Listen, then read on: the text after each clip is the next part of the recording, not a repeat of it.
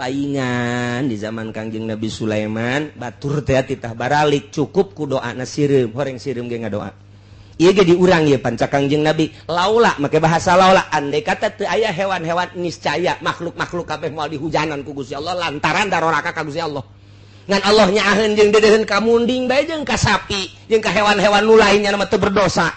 cak Allah aing mah ngahujanan ge eta bae nu teu berdosa urang teh berarti kasapaatan ku kebo. Nah, kamari dibaca ku kula eta kitab teh aya deui hiji jelema kapanggih. Lantaran teu ngarti tak teu ngarti. Ai kiai mah tadi wali kan ngarti. Ai nu sajen mah teu ngarti, begitu kapanggih tah jeung meong jeung ucing. Ucing teh salam ka nyana. Assalamualaikum. Ditalipak, doger bae. Cak ucing teh aing ngadoakeun ditalipak. Can maling can naon, cak penjahat sia cak ucing teh. Abi brojak seserian bae. Jelema anu geus jadi ahli Allah ketika ngadenge hiji nyanyian diperhatikeun tina bahasa eta nyanyian terutama nyanyian-nyanyian anu meunang ahli-ahli Allah anu mengarah kana katauhidan ngajadikeun nasihat ka dirina ieu menjadi luluh kana ruhna. Urang teh mimiti ibadah teh make zahir diaturlah ku fikih. Kemudian orang kuari ibadah make galbu diaturlah make tariqah.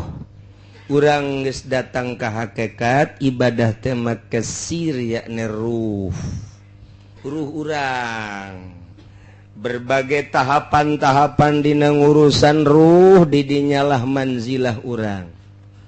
Geus engke diangkat jadi wali rijalul ghaib, jadi nukoba, jadi nujaba, jadi urafa, jadi asaib, terus jadi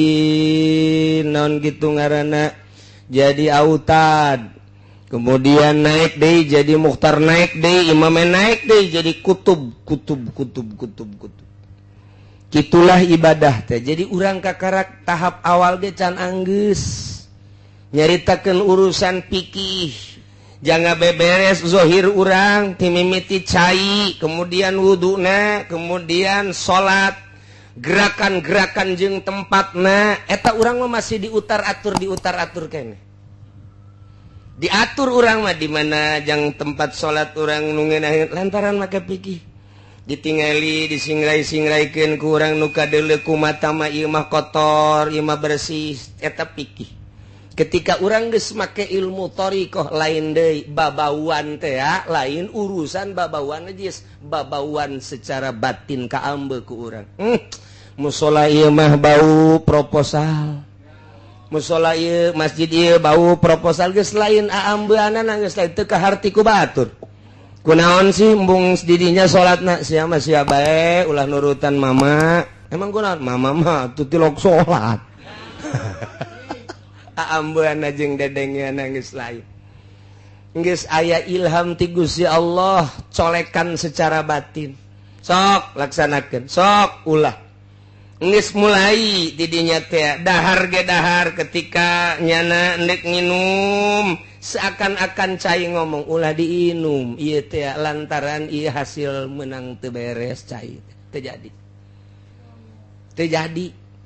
Begitu urang dahar aya eta mah hese lain bahasa ngomong lain naon lantaran teu moal kaharti ku batur jadi geus tepat jasa pirasatul mukmin pirasa jelema mukmin leuwih seukeut tibatan pedang ai oma irama mah lain seuris ya bicara itu lebih tajam daripada pedang maka hati-hatilah eta bicara ieu lain perasaan mentek sing hade mangharepan jelema mukmin anu geus tajam pirasatna lain deui ya dahar wae sia mah nya mah teh urang emang mama soboh mama emang kumaha tuh geus 2 kali paingan tah mah lain pirasat mah kos kitu mah kamangkaran tah mah ieu mah pirasat kabelah dituna geus datang ke hakikat nyahoeun tadi maka karak bisikan-bisikan melalui ilham kuari mah geus jaho jadi geus nyaho kana jati dirina geus nyaho jati diri eta sangu jati diri eta cai jati diri eta kopi jati diri dan berbagai-bagai jati diri sakumaha nu ka Kangjeng Nabi ya batu teh uluk salam ka Kangjeng Nabi assalamualaikum ya Rasulullah tangkal kayu assalamualaikum ya Rasulullah tangkal korma assalamualaikum ya Rasulullah masyaallah kabeh ngaromong krikil assalamualaikum ya Rasulullah geus nyaho kadenge hakikatna nu matak moal kaharti hiji kiai bebarengan kamari kula maca kitab jeung Habib Rozak aya Habib jualan kitab jadi dibaca sakedeung ku kula nah aya hiji kiai diiringkeun ku muridna kemudian nyana teh ka tempat hewan mun urang mah naon ngaran tempat hewan da tempat hewan teh anu muroba ieu anu manuk segala gitu ke kebun binatang nyajak ke kebun binatang teh si kiai teh anu geus datang ka hakikat datang jeung murid-muridna biasa seseurian segala naon ternyata horenganan di kebun binatang ari waliullah mapan maraca salam ka nyana assalamualaikum ya Rozak salam atunya na waalaikumsalam muridna kaget waalaikumsalam ka saha Waalaikumsalam biasa murid kaget kabeh tapi biasa bae guys datanglah ke tempat monyet kabeh mararenta monyet teh ajol-ajolkan cek kieu teh bere kabeh nu aya bere mararenta eta kabeh monyet kabeh marah tuh terus bae nya ngomong sia nyaho ka bahasa monyet tadi ente eta teh kabeh ngaronjang-ronjang mararenta sia nu aya di sia teh coba kami ieu di jero kebun binatang teh kurang parab tah bahasanya na kos kitu tah oh kitunya urang inditnya dah waalaikumsalam warahmatullahi wabarakatuh geus beres datang deui ayeuna ka hiji tempat babarengan di dinya teh tah geus balik ti kebun binatang jeung murid nu lain-lain nu milu jeung nu teu milu bareng rakyat masyarakat pamarentah aya eta kan kiai kieu bae cek yen monyet kabeh yes sia monyet kabeh monyet sia ngomong gitu monyet sia kabeh monyet atuh aya nu noel kiai kunaon monyet kabeh sia ku aing mah kadeuleu monyet kabeh atuh diamankeun kiai teh barang ditanya kiai monyet kabeh lantaran kabeh mararenta cek ieu teh ya percis cak aing mah kos monyet di kebun binatang mantap kiai proposal eta kiai monyet sebenarnya mah tak kawan aku kiai hakikat mah ulah kasih ngumpul tenang weh lanan kiai monyet teh tak kawari baca kitab sakedeung jeung Habib Rozak kitab teh aya keneh seserian bae Habib Rozak nah jadi paham nya ka bahasa-bahasa eta kakarak monyet tang can diteruskeun ku kula maca kitabna jahese macana tah kula meuli tilu Habib Rozak ke meuli jang naon Bib wah buat koleksi aja cek jangan tuh ya Allah ya Karim aya deui hiji deui ku kula dibaca deui dasar kedeungdang bari ngobrol doang masyaallah rame orang eta kitab masyaallah aya perangan segala ta kitab teh ente mah pan mun maca kitab jelok rame tapi lamun maca majalah mantap susuna gede amat yeuh waduh rese baca kitab aja mubtada khobaran syarat jeung jawaban hese lah pokokna maca kitab datang ka guari kitab teh bisa-bisa dibacana ai majalah manerleng bae komo aya gambaran teh kudu dibaca pokokna gambarna bae deuleu di HP ka HP-keun diakses ka HP aya kan pun di jerona mantap ieu mah terbuka dua belah dadana wah diakses bloon teh kiai aya kari ya Allah sakitu ge kiai komo lain kiai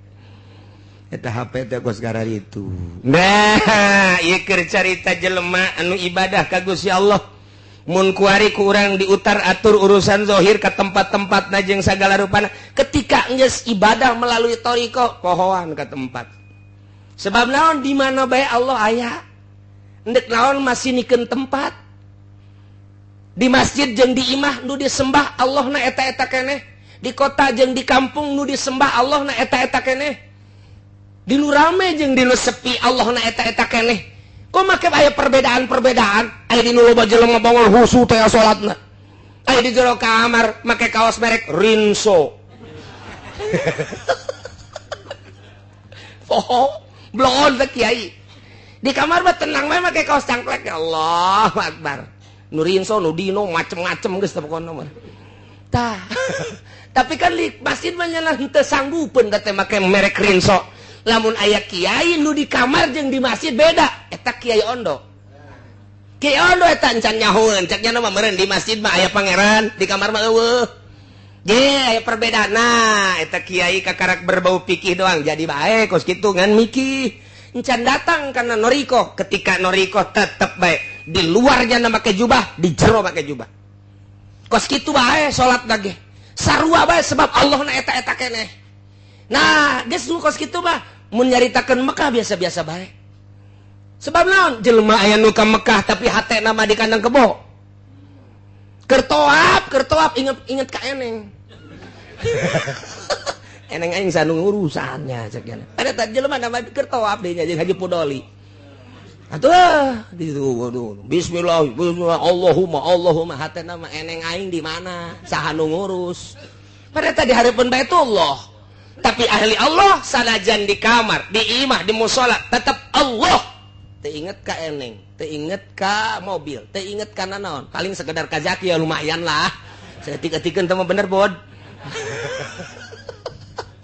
Rusak. Lamun lain ahli Allah tetap ibadah rusak bae hese bae. Tak ketika dek bae jadi ahli Allah, geus akur bae. Ketika datang waktu sholat di jalan, Allahu Akbar, tenang bae. Ih, bumi Allah. Kalem bae masalah ketika geus datang ke hakikat geus lain deui. Geus bae kadeuluna ge teu salat. Kadeuluna ge teu salat padahal salat. Kan kiai teu salat ulah ngikut kiai geus ulah sok haju ka kiai sia bae lah salat. Emang kiai di mana? Di Mekah salat. Geus mal ka harti.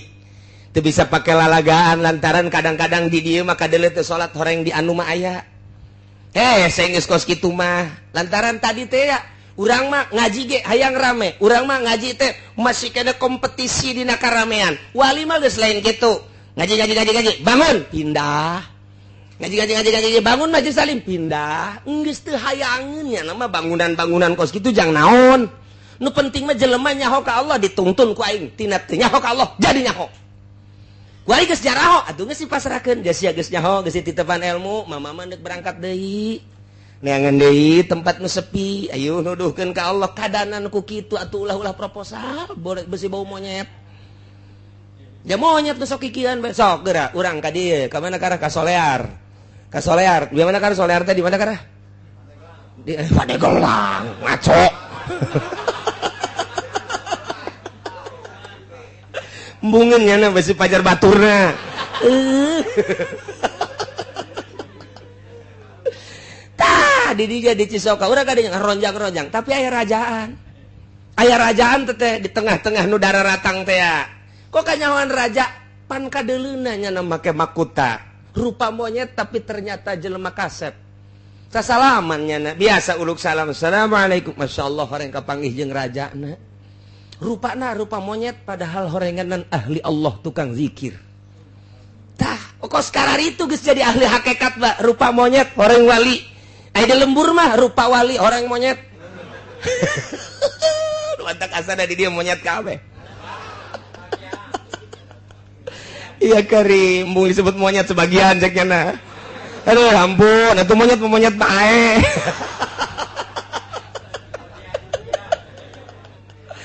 Nah, iya ketika geus datang ka dinya ngadenge siiran lain deui izal isruna min di mana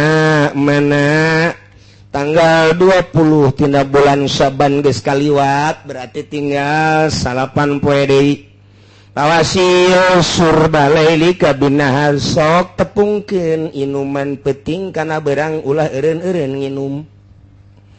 Wala tasobiak dahi sigorin ulah nginum make wadah nu leutik bila perlu kasrol nomor 12. Nu gede ember bila perlu mah.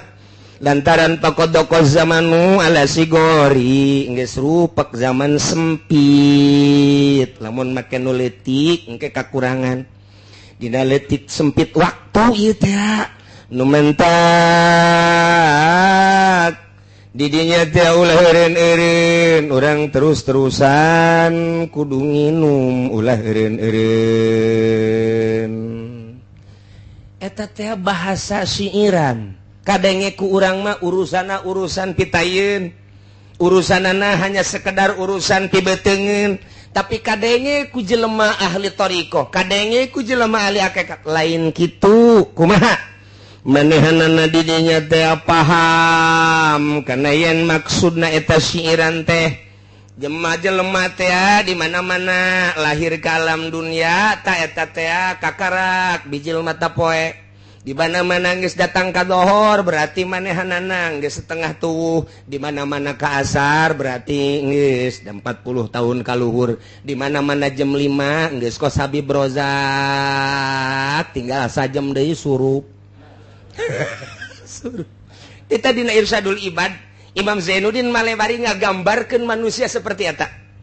nah teu beda jeung ieu bulan Ramadan teh dina tanggal 1 ngora keneh berarti umur urang tanggal 15 setengah tuwuh berarti umur urang ketika tanggal 20 berarti geus kolot nah tinggal 10 poe deui surup ieu teh beak bulan Ramadan eta teh keur carita Ramadan caritakeunlah ka diri urang berarti aing geus kolot kudu siap-siap ulah kampanye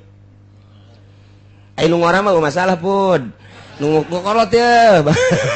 saya Haji Hamid ulah geus kos kitu mah komo ide leutik duitna mah Allah untuk ulah kecuali sih diberi apaan saya masalah sih pugu bermasalah tah eta teh tanggal 20 kolot berarti iyalah jadi nasihat hartina di mana geus tanggal 20 bulan Syaban lewat tidak terkecuali siapapun geus ulah eureun-eureun pawasil tepungkeun berang jeung peuting teh pake ngarogot zikir ibadah ka Gusti Allah ulah aya kesempatan-kesempatan di luar ibadah ka Gusti Allah beakeun waktu barang jeung penting pakai zikir ka Gusti Allah ulah-ulah keur teu hees di jero hees zikir bae emang bisa atuh bisa pan bisa kos kitu sih atuh ente mah hees sih ngomongna ya hees teh hees beneran atuh pan Kangjeng Nabi mah Kangjeng Nabi masyaallah qalbuhu lam yanam wal ainu qad naisa mata bisa perem sare golbu nanti atuh warasatul anbiya ge bisa nu mantak guru kula di Banjar Kiai Haji Mumu putra daripada ayah Banjar ketika sare emang kumaha gitu ketika sare tanyakeun gerege ka anakna asal Malik Allahumma sholli salatan kamilatan wa sallim salaman ta'ala Malik deui ka dia tan halu bil qaratam karaji bil qaratam bil bener lain lalaga berarti kan terus-terusan nyana teh geus lazim terus-terusan ada mul infaq jeung sholawat ajengan mumu almarhum masyaallah almaghfur lah eta teh asal Malik we kos kitu tah awalna mah pamajikan ge kageteun je sare tah henteu sih ka haji tapi sare asal Malik ada Allahumma sholli alaihi wa sallam Malik deh ka dia tanggal lebih lo kada tahu baik aya Habib Rozak mah lain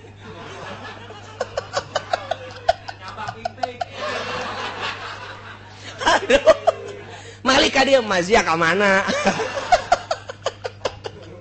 haju bae leungeun ruga peragapan ye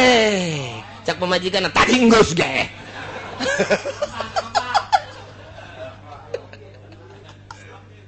beda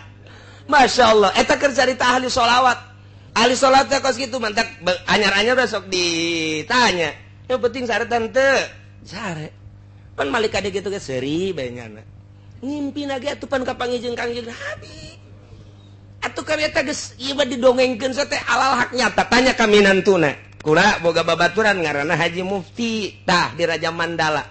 sagulung sagalang nyana keur waktu panganten kaget lantaran kamarnya na belah dieu kamar mama belah dieu jadi tak kamarna teh kapan nyana ka setengah hadina bilik tah barang geus kitu penting teh apa ngaranna ge panganten rada kurang hees beureun saya masuk juga mana baik tak keur menjadi istirahat gak ada ngikeun nyana kan maca sholawat cek teh terus bae ka dieu maca Malik maca sholawat can ngomong jam 4 minam tuh anyar sapeting dua peting akhirnya ka belah dieuna ngintip jadi lain nyana nu diintip nyana nu ngintip sebabnya nama maca sholawat ke situ ieu mah jam 2 cek cenah masa sholawat diintip horeng Malik asal Malik Allahumma sholli sholatan kamilatan sholli salamun ta'ala katarak bebeja nyana teh lalaunan seuri bae atuh pamajikan nama geus nyaho emang kitu cenah nama asal Malik bae kitu asal Malik eta ahli sholawat atuh keur sareget sholawat bae okos jelema neangan nomor eta teh keres da ge 50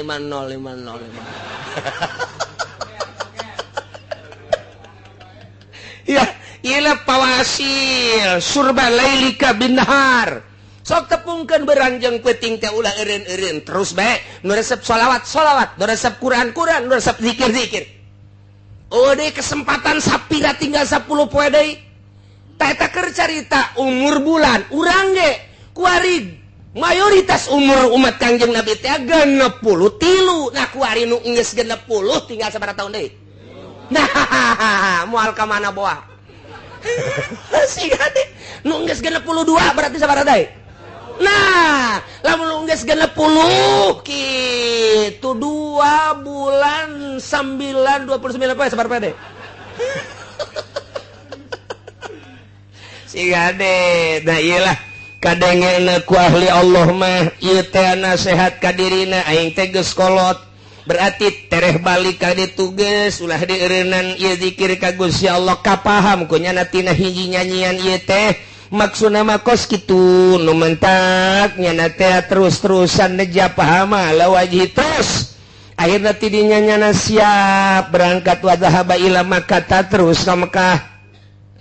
lantaran boga perasaan di Mekah maleuwih bundal ibadah teh ka Gusti Allah geus pabakia bihim manyabiha nyana cicing di Mekah mujawiron jadi urang Mekah hatamata manehanana sehingga maut di Mekah kitulah carita ahli Allah neruskeun nu kamari teh eta ya kama waqa alir rajul allazi sami'al ghail hiji jelema ahli Allah ngadenge ka jelema nu nyanyi nyanjana model kos kitu jadi nasihat ka dirina oh aing geus kolot geus aing dek ka Mekah di Mekah dek cicing dek ibadah ka Gusti Allah Subhanahu wa taala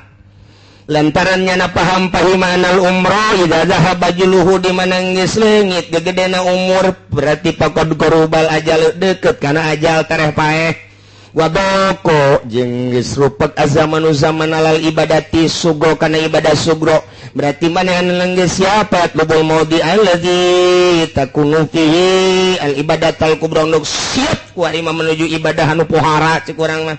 akhirna manehna hayang ditikel-tikel pedapu fihi amal geus ku aya kitu pindah ka Mekah cicing datang ka maut nah eta teh diprediksi wa hadzal rajul kana minal ulama'il mujtahidin eta lalaki ngan sakadar pangkat ulama mujtahid hungkul teteh walau kana minal arifin mun nyana ahli ma'rifat wali buncak urang mah eta teh lemah taja ila dzihabi Makkah teu kudu ka Mekah ahli ma'rifat mah bal ibadatul qulub mudha'afah balik tah ibadah hate ditikel-tikel bi'afin katsirah dengan tikelan anu loba tanpa manehna ka Mekah cukup bae di imah jak pangeran nama eta kene mentak ahli marifat ba ngajauhan di Mekah ngajauhan lamun di Mekah ieu kuari geus teu balener jauh jana mah geus bae bandingan ulah di Mekah cek nya maning di lembur bae di kamar teu nyaman ieu teh teu nyaman neangan kanyamanan nah kalau lantaran ahli marifat ba di mana bae nyaman di kota nyaman di lembur nyaman di leuweung nyaman geus tilok pindah-pindah geus bae nya mah atuh batur-batur maraboknya namanya batur-batur korupsinya namanya batur-batur zinahnya namanya teka gedag anginan teu unggut kaliungan tetep bae Allah tetep Allah bae hate berang jeung peuting akur situasi jeung kondisi kumaha bae nya nama akur bae Allah bae sehat jeung gering tetep bae Allah bae manehna panas jeung tiris Allah bae manehna kecuali usum pilkada lain deui teh mah urusanna jadi rusak deh bagus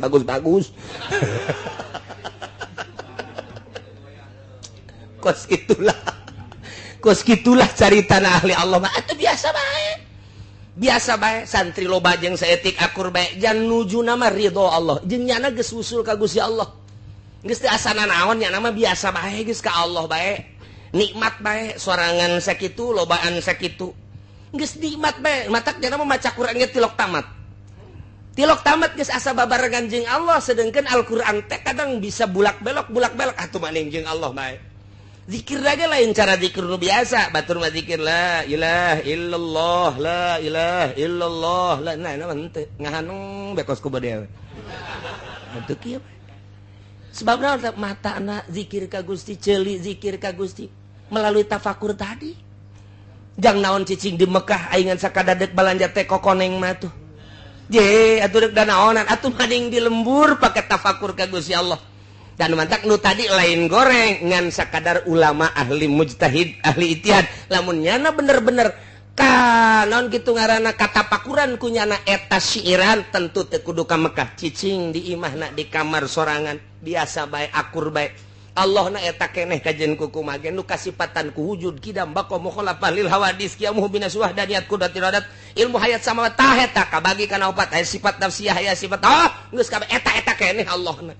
maha ngarungu, maha uninga, maha kitu, naon kitu ngaran ningali, maha sagala-galana wa huwal qahiru fawqa ibadi. Geus bae titik di dinya ayana, di dinya cicingna, di dinya ibadahna, nikmat ka Gusti Allah. Teu dirubah-rubah.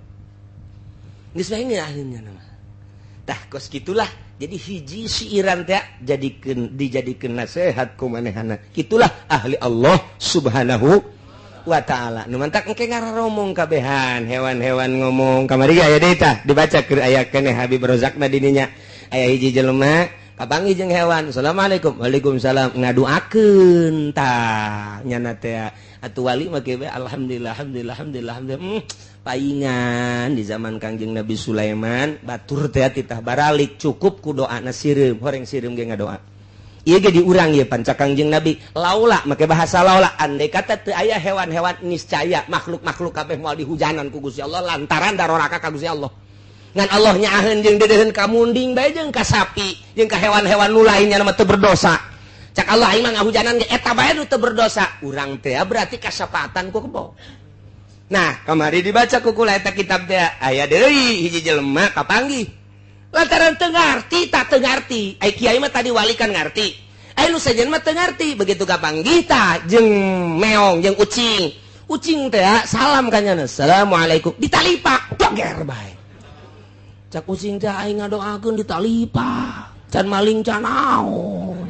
penjahat sia cak ucing teh Habib Rojak seserian bae tuh jadi beda uyup hewan-hewan teh salam kemudian ngadoakeun nu paham Waalaikumsalam diusapan tapi nu teu paham dicabok tah urang teh kapan kos kitu can puguh can karuh kana naon ge main tindes-tindes bae. Nah iyalah sejasa geus datang kadinya mah geus lain deui pemikiran lantaran awalna melalui pirasah kemudian kabelah diana melalui ilham kabelah dituna melalui mukasyafah asal geus mukasyafah lain deui geus geus tama jelas-jelasan geus tama geus jelas-jelasan. Saju ka halarti bae ngaji heran. Na urusan rezeki kumaha kitu cek Gusti Allah lahlul narzuqukum wa iyyahum. Muhammad bejakeun ka para kupar-kupar Mekah kunaon make jeung sieun fakir endahan dikubur hirup-hirup atawa diazdu dicabut teu diasupkeun ka peranakanana atawa manehanana ditahan peranakana supaya ulah boga anak kabeh ngaranna nahnu narzuqukum kaula nu agung anu ngarizkian aranjeun kabeh wa iyahum jeung anak emang maneh kitu nu ngarizkian kaula nu ngarizkian urang makan kurang percaya ka Gusti Allah kurang keyakinan ka Gusti Allah. Gusti Allah ngajelaskeun wa ma min dabatin fil ardi illa 'alallahi rizquha. Al-Qur'an teh tepati-pati anu lempang kumalandang di luhur bumi kecuali Allah nu bakal ngarizkian. Wari aya surat ti bupati mun maneh jadi PNS bakalna ieu aya gaji.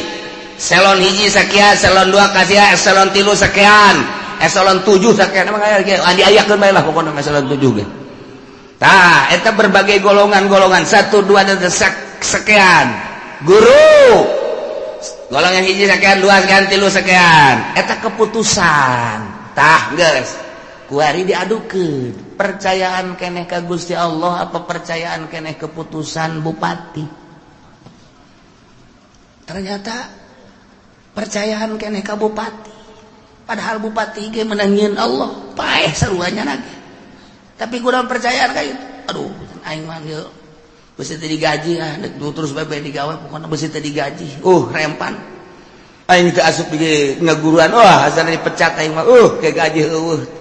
aya ti Gusti Allah mah ieu acak Gusti Allah aing nu ngarizkian sia mah ibadah bae ka aing sugan boga kasieun henteu teu salat atuh biasa-biasa bae tenang-tenang bae kalem-kalem bae teu puasa tenang-tenang bae tapi ku Allah dirizkian bae tah ieu urang mah percayaan keneh ka makhluk dibandingkeun jeung ka Allah nu mantak ipis jasa iman entek. Terus aya pendidikan tasawuf maksudnya supaya keyakinan ke Allah mantap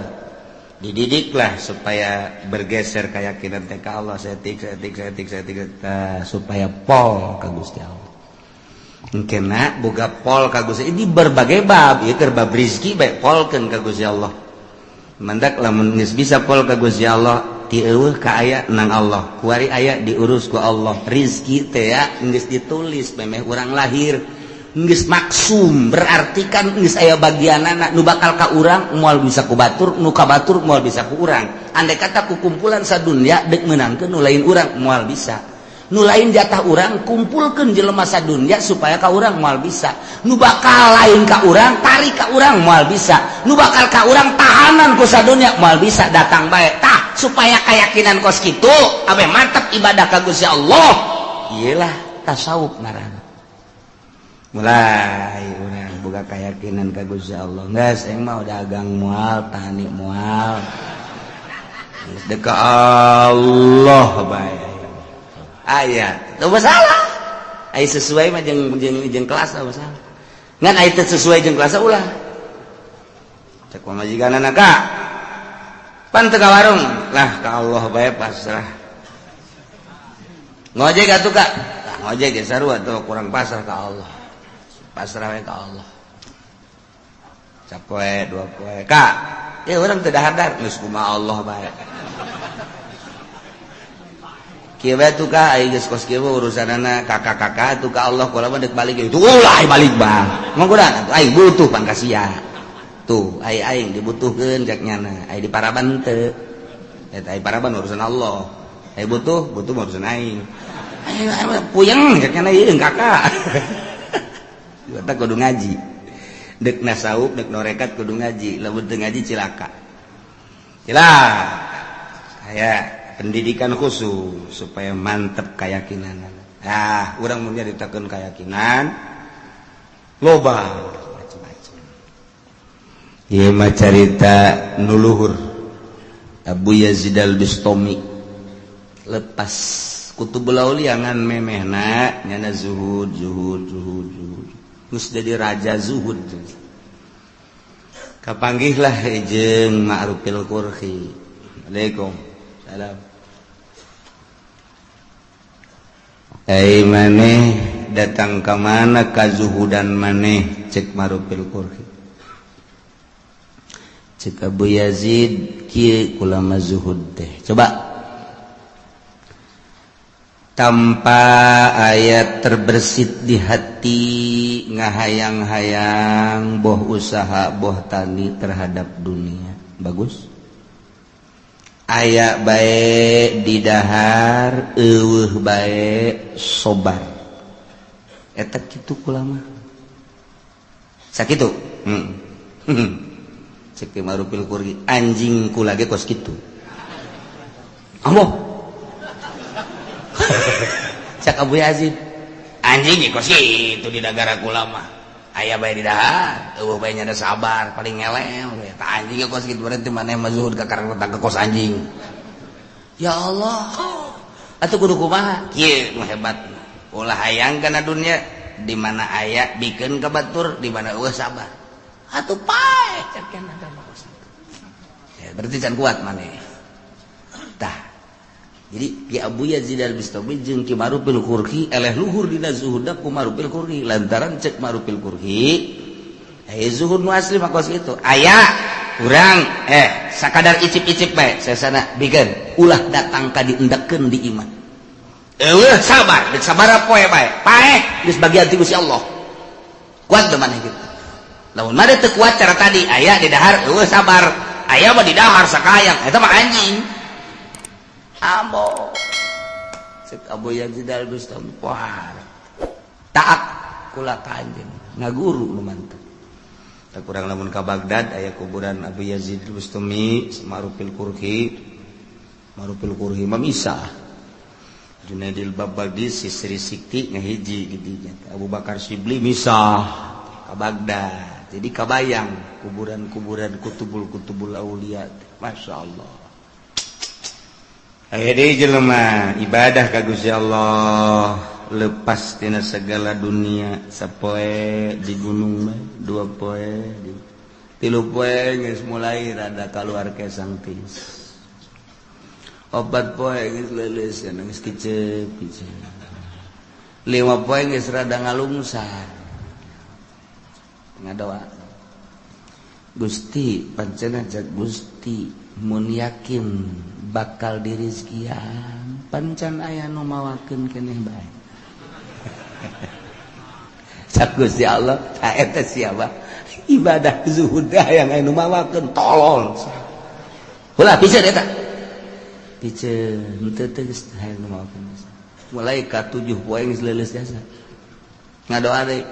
Gusti abdi mah teu hayang dibawakeun ku makhluk hayang dibere langsung bae ku Gusti cek ya mun sangu-sangu mun roti-roti langsung di Gusti ulah make makhluk mah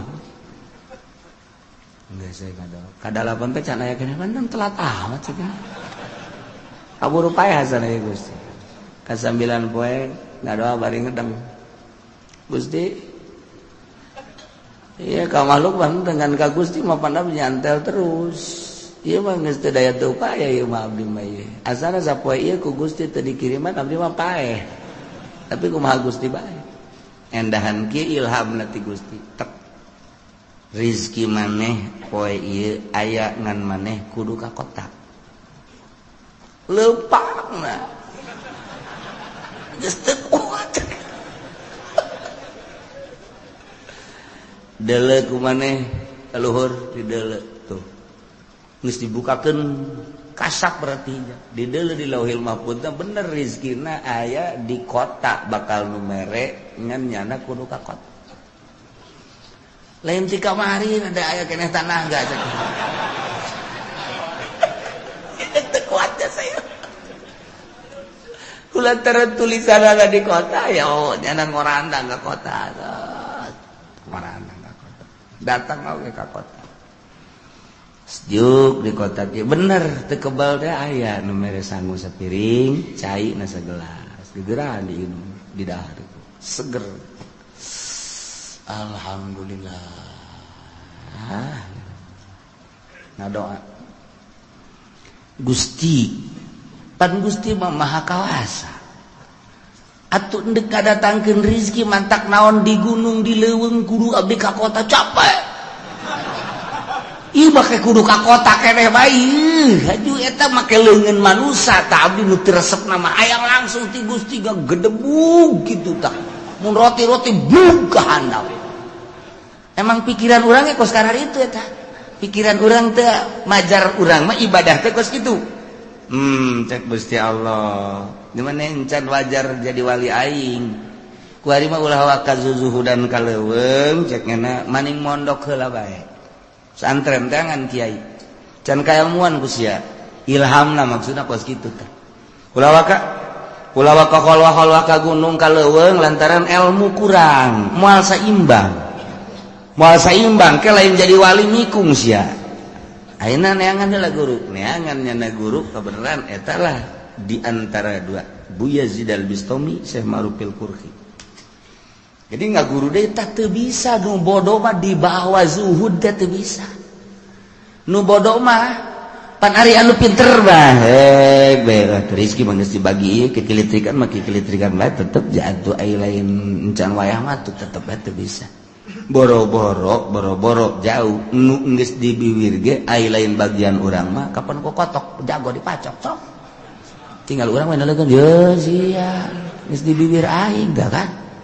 urang keur ngadahar jagong aya kotok jalak tek eta mah percis teh mah kos calo duit mentaan ku babaturan set atuh lain milik ulah motor lain milik urang dibawa ku pamalingan nah ige supaya teger dina ilmu urusan kazuhudan masantren heula mantak moal bisa jelema diangkat jadi wali lamun teu masantren moal mereka jadi kumaha kajeun teuing nya di Trisakti di UGM misalna yeuh kuliah mun selain kuliah deh kuliah lah pokona geus di mana tuh di IAIN misalna terus moal bisa lain jurusan kawalian tambah hanya ilmiah jang praktek lah kudu di pondok pesantren jurusan ilmu kawalian sakola tetap kudu mondok ya bisa ya guru kaditu kaki Marupil Qurhi barang datang cek Syekh Marupil Qurhi ahli zuhud bantak datang ka dia aduh aing nanon encen ge ngaguru geus disebut bantak aing sia di leuweungnya hampir paehnya sia ngadoana teu beres bisa kanyawan abdi ngadoa teu beres Allah bebeja ka aing amoh sakit luhur abad sih parah urusan ada jeung Gusti Allah amoh murigak bulunya lagi murigak bulu tapi tetep can percaya cakena mainnya Allah ngobrol jeung nyana orang lah menyeritakan kawalian teh kos gitu jadi kadang-kadang hayang seuri kadang-kadang oh ya eta pendidikan apa gitu can percaya coba aing dek mempercayakeun aku supaya aing yakin nyana di luar gegerentesan beta kos gitu tah cek sama dogeun teh percaya ka aing murid berangkat ayo ndek ka mana ngayakinkeun sia teu yakin ka aing kan pan kanyawan wah buki sieun wae ayo ndek ka mana ayo tuturkeun sok loba omong ulah mata tanya ayo aing boga babaturan datang ka imah babaturan wow sono biasa adu tangkep lah atuh kadatangan ku Ki Marupil Qurhi poharnya cari terus dibagiakeun cai kopi dan lain sebagainya ke ulah ka mana dahar akhirnya bener sate dahar lah ti luar nu boga imah sama Marupil Qurhi jeung murid anyar zuhud bantat teh dah cek sama Marupil Qurhi dah ka muridna kan lamun canda izin ti guru moal dahar begitu sama Marupil Qurhi ngadahar sate hiji ngahanem lagi didelegeun ku duaan pan teu di daharnya ngan hiji doang dikuyah-kuyah ku sama Marupil Qurhi endah dikado aku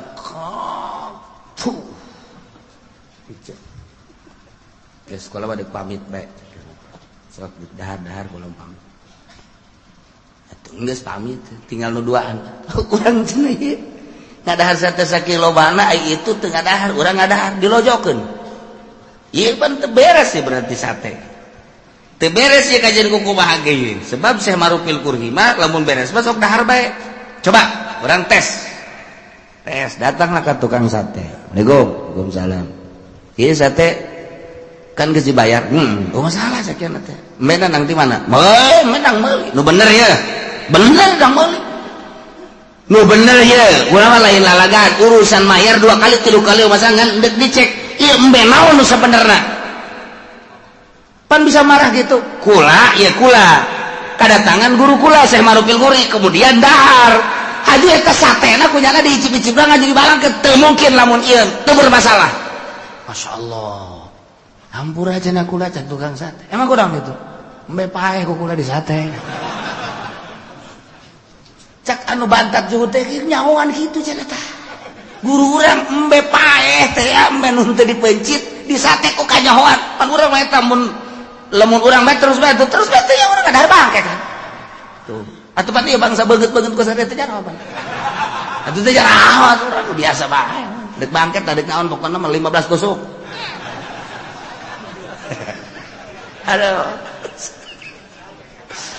aduh atuh mamang teh kudu kitu ka tukang sate teh hampura geus pokona jadi kulah yang gede untung aya embe paeh anyar kanyahoan lah geus bisa teh bae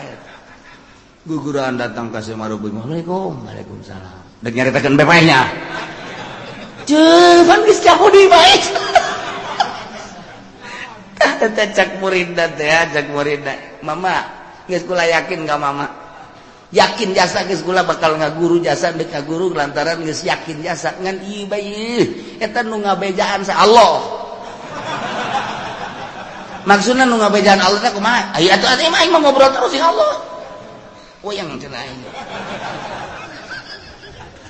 kos kitulah kutubul aulia lumantan geus hese jaritakeun ada nyana komunikasi terus bae jeung Allah menginum sangat dibejaan ku Allah dahar dibejaan ku Allah antara halal jeung haram menang ti mana dan lain sebagainya mentak sok aya ngahuleng bedek dahar ge kieu bae engke beusi di lembur urang anu ngahuleng kieu tah bawa ka grogol eta edan anyar eta ayo sakelumit nyaritakeun tentang wali Allah pohara jasa nu bodoh masa dek dijadikeun wali bodoh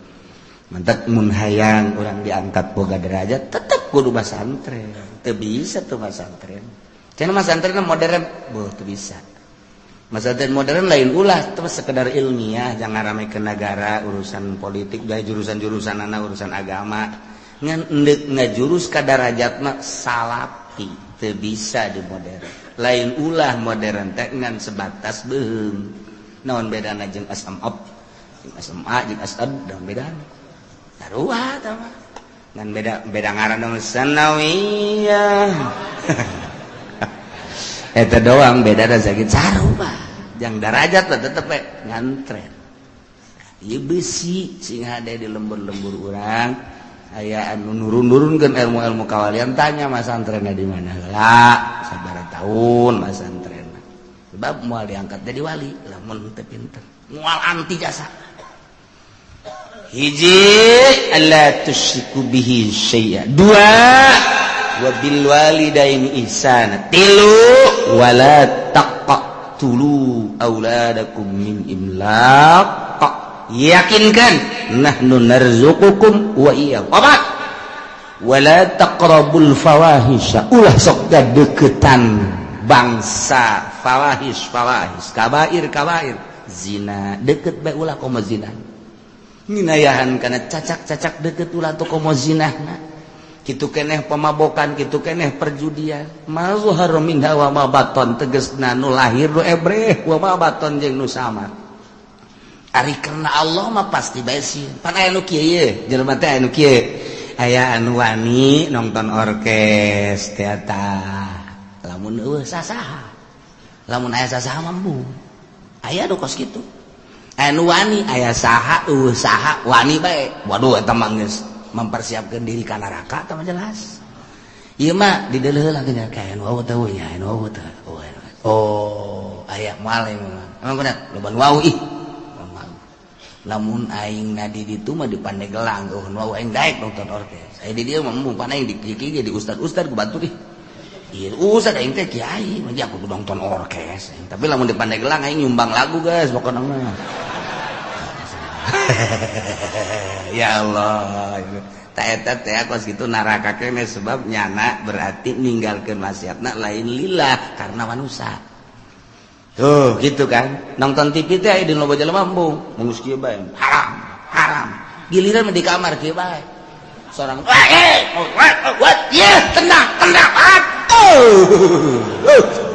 sorangan bae di kamar blontak kiai tolol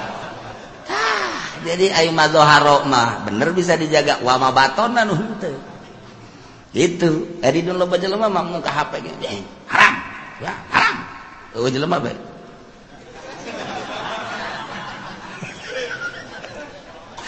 loba teh kiai nu kos kitu loba teh. Kiai loba. Bangsa pengusaha mah geus teu kudu kikituan mah geus ngajebur tah mah teh heula. Ieu mah kiai. Aya di loba jelema yang murid embung tapi sorangan bau. Tak eta henteu wa mabaton. Mazhar berkurang lillah berarti. Mun kadeuleu ku masyarakat nya ngajaga mun sorangan mah henteu. Tah eta cilaka tah bakos kitu. Ieu mah wala taqrabul fawahisha ma dhahara minha wa ma batan. Nu ebre nu samar ditinggalkeun ku nyana lantaran sieuna lain ka makhluk lain ka manusia. Allah berarti kerlobaan kersorangan akur baik nu dipake kasieuna Allah sedangkan Allah mah neulekeun teureun neulekeun godim Allah mah sugan aya nundutan la takhuduhu sinatu wala nah teu pernah sare Allah teu pernah nundutan acan urang di bos mah bisa nah bos keur nundutannya jelap bae tuh guru keur neulekeun nya ayo ngarokok bae ngaji los masalah teu kadeuleui cenah teh eta mah lain ka Allah kan kos kitu mah ka guru ka bos itu mah teu ikhlas kalima wala taqtulun nafsallati haramallahu illa bil haqq ulah rek bunuh maneh kawa-kawakan sebab baheula di Arab mah teu meunang salah saeutik cekal bunuh kumaha kahayangnya na bae ngaganggu ka nyana bolo nyawa teh murah baheula mantak instruksi ti Gusti Allah aturan ti Gusti Allah ieu nu lima nu jelas terakhir wala taqtulun nafsa ulah rek bunuh awak-awakan allati haramallah nu ku Allah diharamkeun illa bila kecuali mangga model kumaha ngabunuh deui qawad ngaranna atawa murtad nyana kafir ba'dal iman murtad bunuh mun di negara Islam ku ari nu murtad bunuh mana deui rajul muhson tak iya ya kudu diranjam jelema zina sabada muhson zina ba'dal muhson aya ge bunuh sarua bae masyaallah nyana nikah biasa halal kemudian sanggeusna merasakan nikmat nak ngarasakeun kitu ngaranna jima hasil halal wari zina jeung nu sejen tak eta teh wajib dirajam paehan eta mah hak masalah tah manukos kitu